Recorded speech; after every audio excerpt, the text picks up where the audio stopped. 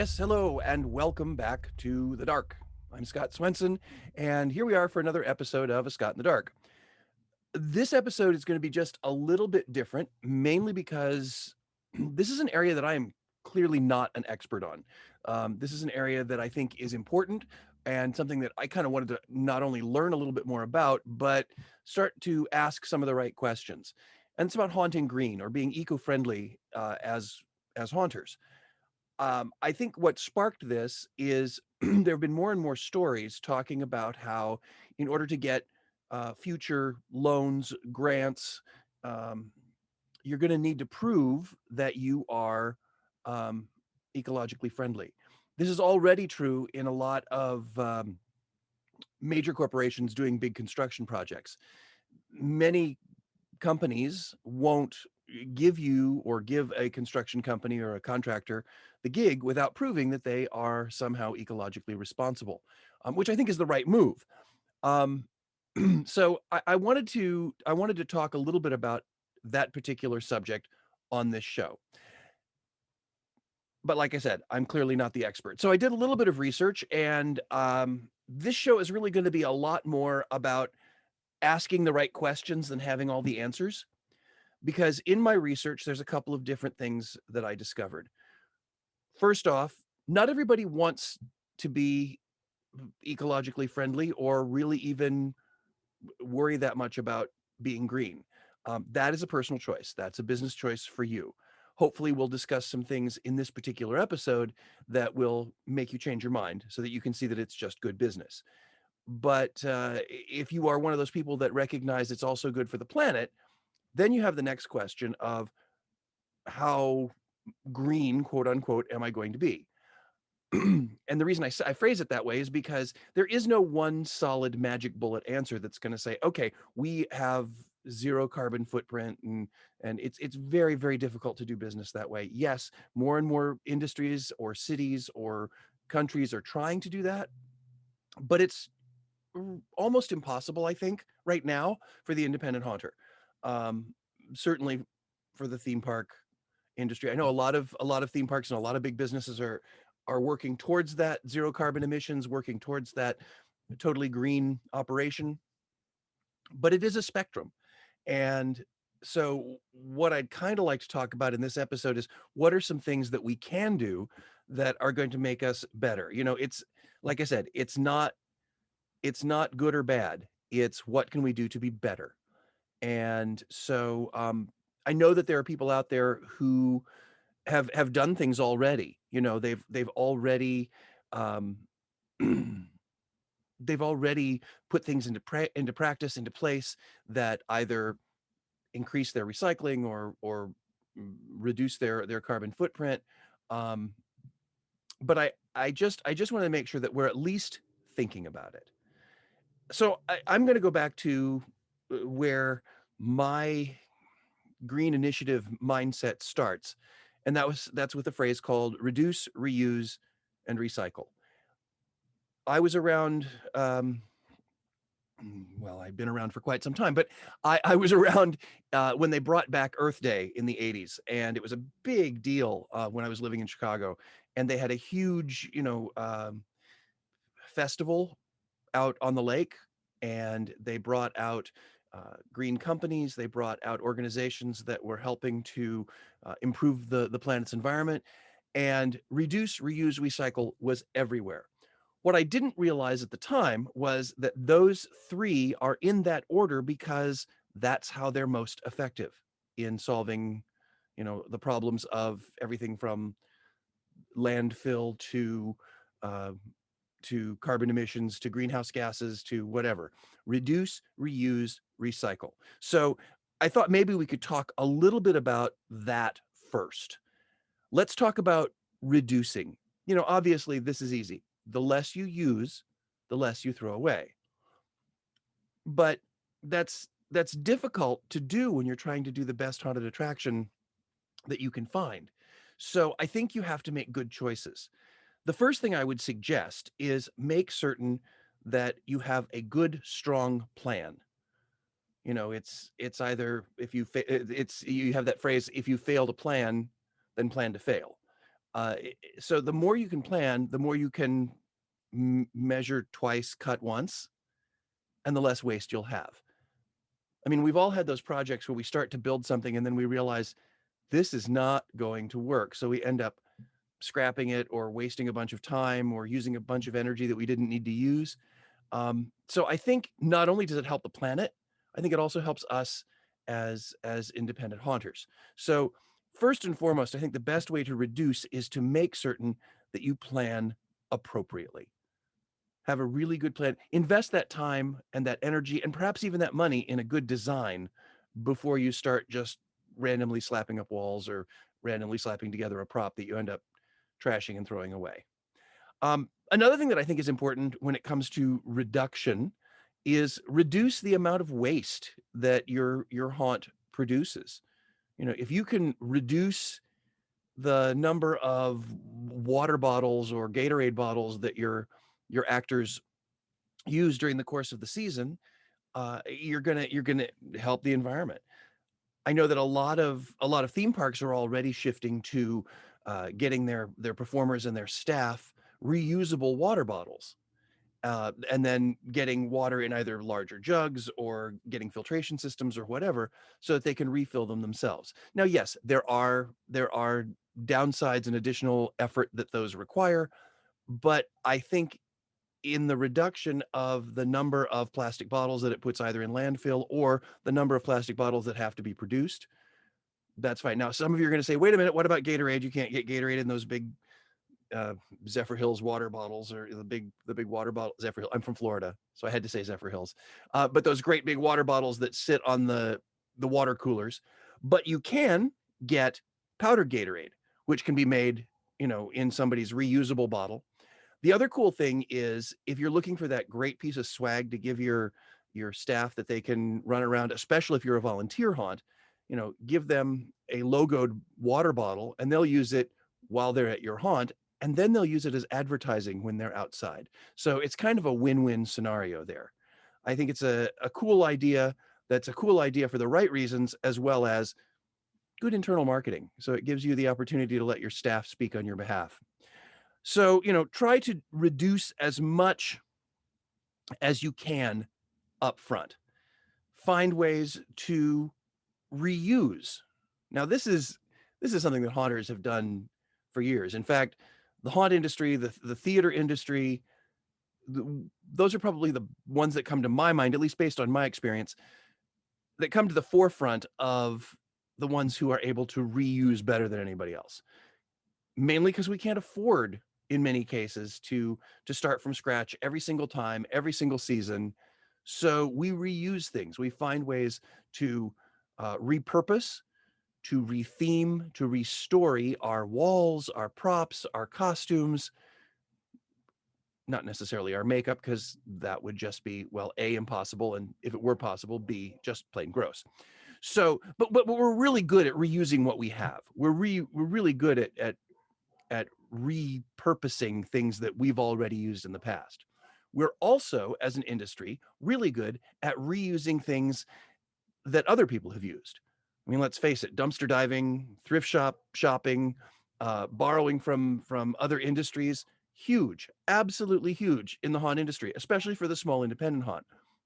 But I'm going to tell you the truth, the large theme park haunts do it as well. They find things that are being taken out of business, things that are being torn down, and they'll usually find an outside company to go do it, but they'll go and salvage stuff. So it's not only, again, does it save money, but it also helps us reduce what goes into landfill, reduce what's being destroyed. And some of those examples, I mean, obviously, if you have a building that is being torn down in your neighborhood, become the haunted habitat for humanity. Go and assist with the tear down of that building, because let's face it, every haunt, every independent haunt at least, has some sort of carpenter.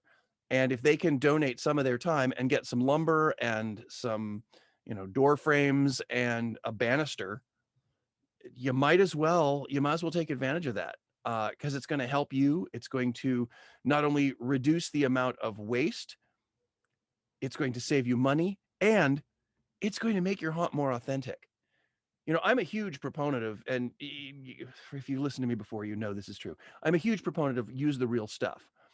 So if you can get a door that looks like it's been there since the 1940s, and you don't have to go back and add layer after layer after layer of paint product to distress it, then it saves you time, it saves you money, saves you effort, and it's just the right thing to do. Now, not everybody can do that. I recognize. So lumber is not always the choice, or the first choice that people are going to make, because they don't want to go out and tear down houses, or they don't have the time to go out and tear down houses. But you can also reuse a lot of things like packing materials. Every prop that you buy, if you buy a large animation or lighting equipment or audio equipment, it comes with a whole bunch of packing material, and it's usually styrofoam or something along those lines.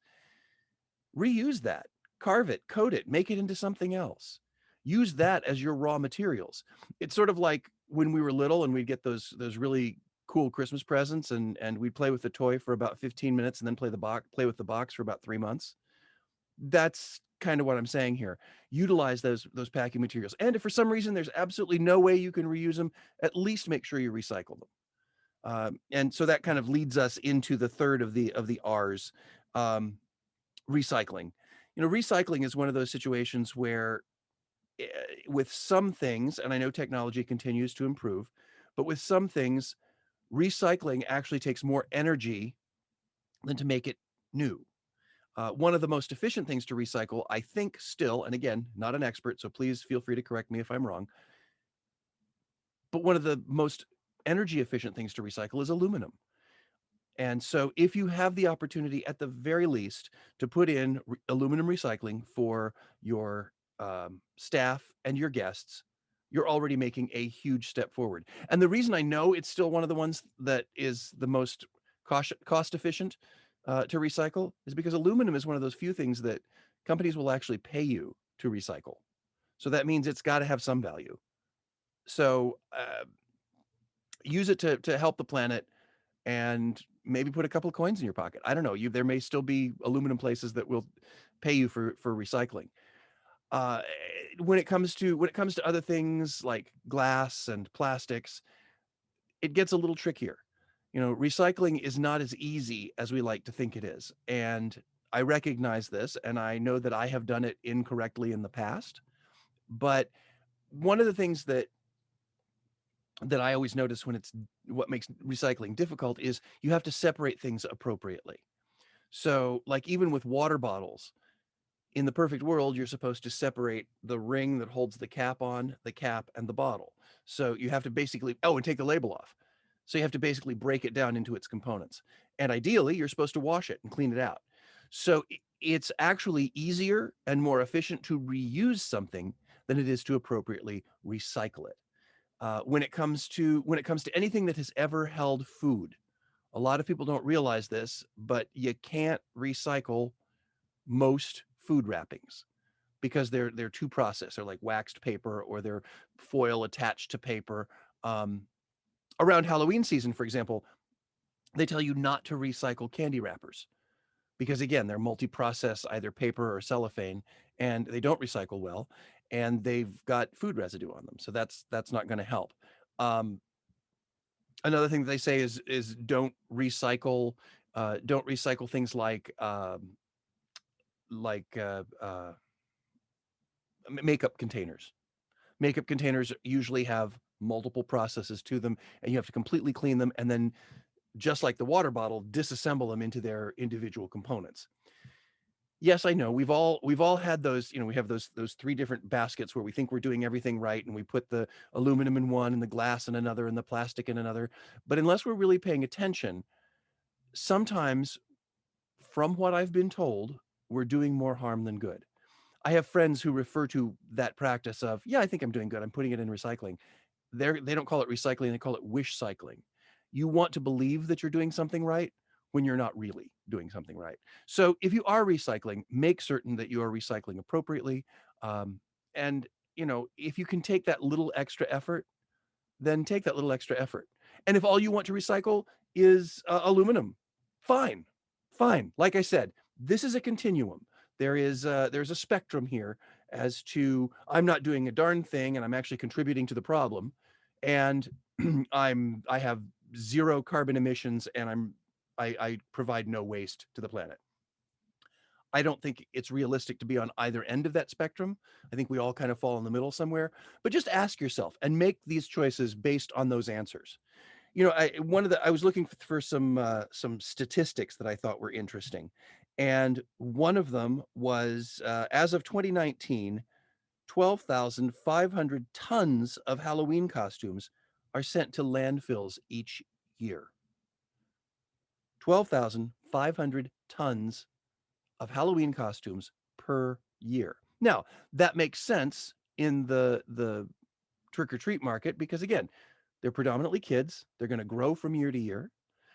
They probably don't want to be the same character twice. They want to be Paw Patrol this year because it's cool, and the next year Paw Patrol's lame because they've grown up and moved on to, I don't know, Marvel superheroes. So it makes sense. I understand why it happens, but I think that it's one of those situations where we as haunters need to recognize that kind of challenge. I think we need to recognize that there is that kind of uh, that kind of waste that goes on, and maybe we do in early November, maybe we do a mask drive where we collect masks, and either we could use them. I love to take latex masks, old latex masks that we would never put on an actor because they've either fallen apart or whatever, and put them on mannequins, hot glue them to mannequins, cut them up into parts and pieces, and put them on other props. Take Halloween costumes, take costuming pieces that have been used in other places, and use them to either dress mannequins or, I think instead of doing walls of sheets, I love if you're doing sort of a rural haunt, do walls of clothesline with clothing hanging on that guests have to push through. Now, obviously, in the days of COVID, that's probably not the safest idea for this next season, but somewhere in the near future, I hope we'll be able to do that again. Uh, or cover the walls with them. Find ways to get those costumes. And as a Halloween or as a haunter, it makes total sense for you to take people's old Halloween costumes because not only does it provide you with additional material, but even if it didn't, it provides you an opportunity to connect with guests again and connect with guests in a way that is related to your brand. So anything we can do to help reduce that 12,500 tons of Halloween costumes and masks that go into landfill each year, we should probably do. It helps us, it helps the planet. Some of the other interesting things that I discovered is let's see what else. Oh, for those of you who actually use real pumpkins in your haunt, real jack-o'-lanterns, make sure you compost them, because you compost them, it just again provides fertilizer. It makes it better for the environment in general. Now, granted, pumpkins are going to break down whether you throw them away or not. But if you compost them, not only do they break down, they also provide additional fertilizer and nutrients for other growing things. Maybe again after Halloween, in your neighborhood, say, you know, big scary haunted house wants to gather up all of your pumpkins for our compost heap. It's a great way to reach out after the season and make connections with your audiences, and it's also a way to again help the planet. So I think all too often we're going to find that these things are win-win scenarios. We're going to discover that what's good for the planet is really good for us as individuals as well. Another thing is energy efficiency. Now I know that many haunters have shifted to LED lighting because honestly, for what we do in the haunted attraction industry, it's better. They're smaller fixtures, or they can be smaller fixtures. They've got the ability to color change, using whether it's Gantom products or anybody else, using your phone to change the color. You don't have to go up and climb ladders to reset gels or anything like we used to do in the old days. They are a little bit more expensive when you start off, but they save you time, effort, money. So, and the way they save money is they run far more efficiently. One of my favorite haunts actually uses rechargeable battery powered magnetic LED fixtures, RGB fixtures that you can just kind of click up underneath bookshelves. And because we don't, we're not, in most cases, we're not lighting these giant scenic spaces like you would in a theater, maybe on our facade, maybe outdoors. But most of the time we're creating those little pockets of light and those creepy little shadows and lines. So LED lighting works perfectly. And again, it uses less electricity, which means fewer greenhouse gases. So that's the other thing that I think is important to recognize is when you do one thing, it helps here, here, here. It starts a reverse domino effect. So it's a better product, which saves you money, which reduces greenhouse gases, which helps save the planet. I mean, just all the stuff is connected. But because of that complexity, that's why I say there is no one solid answer. Because someone could also make the argument that with LED fixtures, they require uh, as much or more um, carbon emissions to produce them. So you have to just keep looking at and keep asking the questions, and don't, there's no, like I said, there's no solid answer as to whether you're going to be right or wrong. Um, the other thing to take into consideration is there an opportunity to do solar powered lighting?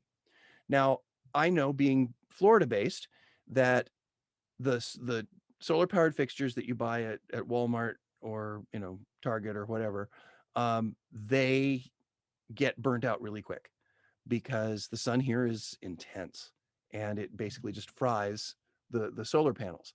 But if you can do your queue lighting with with solar fixtures that charge during the day, it also depends on how late you're going to be open and how quickly it gets dark. Because I know in some climates it's dark by 4 o'clock during the haunt season. Um, in others, it doesn't get dark until 8 or 9. So uh, if it's gonna be dark for 10 hours, solar fixtures probably won't work. But if you have the opportunity to use them, you might want to look into them. Again, another possibility. Insulation. If you are in a southern climate, obviously you have an air conditioned attraction. Clearly, the better the insulation, the more efficient your air conditioning is going to be. If you're in a northern climate and you have a heated haunt, the better the insulation, the warmer it will be, and uh, it will require less power to run that heater. Now, of course, I realize this is one of those things that if you invest in it, your guests will never see it. It's not sexy. It's not something that you're going to come out in your ad campaign. New for 2021, we've insulated. No one's going to care. They're just not going to care at all. But it is going to help you. So something to keep in the back of your mind. It may not be the first thing you do, but something to keep in the back of your mind so that you can build on your long-term investment, especially if you own your space.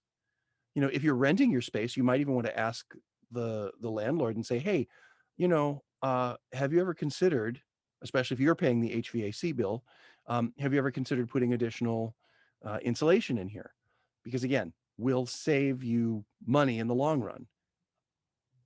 So just something to consider. It also makes it obviously more comfortable for your guests. Now, if you are the kind of haunt that is in a cold climate and you don't you don't heat your space, it's just cold. Okay, then you don't have to worry about that because it's going to be cold whether you insulate or not. Might be a little better if you insulate. I don't know. Again, not the expert. So I think, like I said, I think it is important whether you decide to be green or not, ask these kinds of questions. Figure out these kinds of choices that are best for you from a business standpoint, from a public relations standpoint, from a global responsibility standpoint. And the answer is going to be different for everyone. But I think it's super important to recognize that if you are, say you do decide I'm going to be as eco-friendly as I possibly can be, and then you discover, oops, I messed this up. don't beat yourself up over it. It's important that you go ahead and make the correction, make the change, do what you can. I don't think there's anybody out there. Well, no, that's not true. There's probably going to be somebody out there who's going to argue with me and say, nope, you've got to do everything you can, or this is a bunch of malarkey. Don't even worry about it. Malarkey is a phrase that I use when I don't want to swear. But again, it's your own personal choice. But if you do decide that you want to be more eco-friendly, don't beat yourself up if you don't do everything perfectly. Make efforts. Every little bit helps. And if you can find a way that helps the planet and helps your business, take it. It's a good choice. It's a good choice. As we move forward now, like I mentioned earlier, many companies are looking at how green are you as an organization. And this comes from awarding jobs to giving grants to even evaluating or devaluing your assets. And so I think it is important to recognize that being green is not separate from being good business. In fact, they're getting more and more connected. So keep that in mind as we move forward. All right, well, I've been able to talk for, over 20 minutes on something I know very, very little about, which has never really stopped me before. But I was feeling very passionate about this particular topic, and I wanted to get those questions out there. So hopefully, you can discuss them with your team. You can think about them, and there may be something that you hadn't thought about, or there may be something that you've been doing and you realize, oh, wow, that's actually a good green choice. So that was kind of the purpose of this show. Now for my promotional moment, which is not going to be particularly long in this episode either. I think it is important to point out that my website got a facelift. If you haven't had a chance to look at scottswenson.com, please check it out because it's new and different and has some pages on it that I think are a little sharper.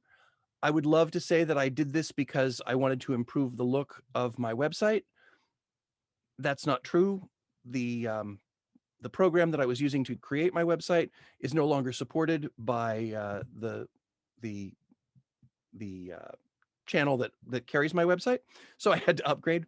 But I'm glad I did because I think it looks much better. It looks much more professional. Um, Also, it has a great link for my newsletter. So if you are not part of the newsletter, please go to scottswenson.com. It's right under the main picture. It says click here to subscribe. And we have a whole new look coming out in February for the newsletter. If you're watching this after February, it's the same old look. If you're listening to this, in March or April, it's the same look as February. But the new one rolls out in February of 2021. So new look, fancier, schmancier. And with anybody who joins the newsletter, you do get members only access to things, whether that's video, downloadable content. I've done everything from free voiceovers that you can use in your haunted attractions to printable holiday cards to I did a printable mask once, exclusive video content. There's some things I'm doing, some specific writing that will just be available to people who belong to the newsletter. So please join. It's a monthly newsletter. I do not sell your information. It comes out on the 13th of every month. And if you're interested and want to join, please go to scottswenson.com and click on subscribe now. One of the new pages on my website is a page that's called Appearances, and that includes this podcast. It includes Green Tag Theme Park in 30 that I co-host with Philip Hernandez, which is more theme park based, less specifically haunt. Another thing that is on there right now is I will be at the Trans World Halloween, Christmas, and escape room show. I'm teaching a seminar on Friday the 7th. It is May 6th through the 9th. And it's in St. Louis, back live until we're told we can't do it. But I'm planning on being there. I will have copies of my book. If you have copies of my book, please bring them. I'll be happy to sign them. And if you don't have copies of the book, why not? There's a whole nother page on the website for that too. You can click and buy them. No, but I will have some copies there as well that I'll be happy to sell and sign for you. So I'm very excited because I love that show and I really want to get back to that show. The seminar that I'm teaching is on Christmas this time, which is unusual. It's called Capturing the Christmas Spirit. and it's all about finding a way to do a Christmas event that is specifically tied to your brand and that works with your expectations and your needs. So uh, that will be at the Trans World Show in St. Louis. So please stop by, say hi, see me there. I just finished doing a gig for Maurice Pier in Wildwood, New Jersey. They had me come in and do an evaluation of their ghost ship, and it went really well. Very excited about that. And I'm going to be starting the first week of February. I'm going to be in California working on a brand new project that I can't talk about yet, but I'm going to be there. So, and who knows, maybe, just maybe, there'll be some information that's members exclusive on the newsletter if they'll let me talk about it. I don't know.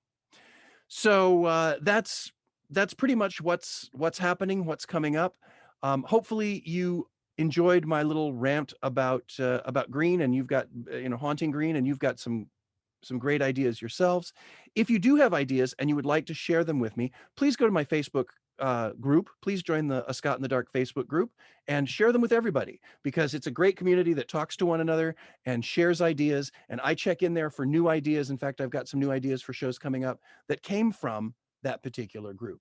So I guess that's me rambling long enough. Again, shorter episode than normal, but again, I don't know what I'm talking about, so I had to keep it somewhat concise. Okay, great. Well, guys, this is Scott Swenson from A Scott in the Dark saying thank you so much for listening. Please continue to listen. Spread the word to your friends if you think they might be interested. And until next time, rest in peace.